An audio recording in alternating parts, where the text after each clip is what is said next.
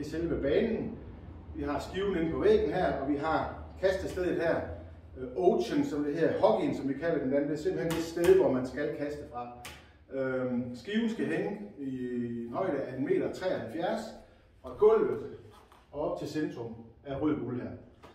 Og herude, hvor du kaster fra, det er 2,37 meter fra forkant af skiven, og så herude, hvor du står. Og det er standard krav til, hvordan banen skal se ud, så det skal I sørge for at få hængt rigtigt op, for ellers så lærer I at kaste i en forkert højde eller længde, og det bliver man straffet for senere. Når man så skal kaste, så står man her ved stansen her, og så er det vigtigt, at man får fundet balancen i kroppen. Og den måde jeg gør det på, det er ved at læne mig lidt frem, og så have benet ud hernede, det vil sige, at jeg har armen lidt foran mig og benet lidt bagved. Så har jeg en perfekt balance, det vil sige, at jeg kan få kastet alle 3 pile, uden at skal bevæge kroppen alt for meget, så det kun er selve underarmen, jeg bevæger. Og det er vigtigt, fordi når du først har kastet den første pil, hvis det så sidder ordentligt, så er det vigtigt, at man får de andre pile til at følge efter umiddelbart.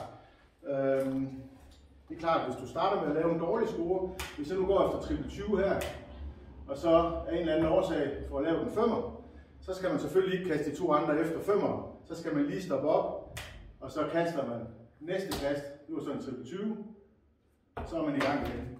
Og det er det vigtigste, det er, at man får ro i kroppen, at man ikke bevæger sig for meget.